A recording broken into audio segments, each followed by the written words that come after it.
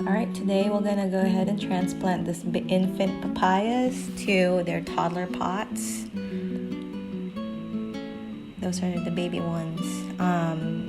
There's a slightly bigger pot so they can grow some more roots. I start with a green mesh, put it in the bottom so the soil won't leak through whenever I water them.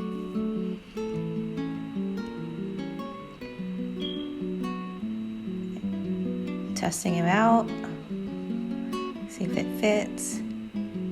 Before I add the soil, I go ahead and put a little piece of rock in the bottom. Just helps with drainage and also keeping the soil less compacted to allow root growth.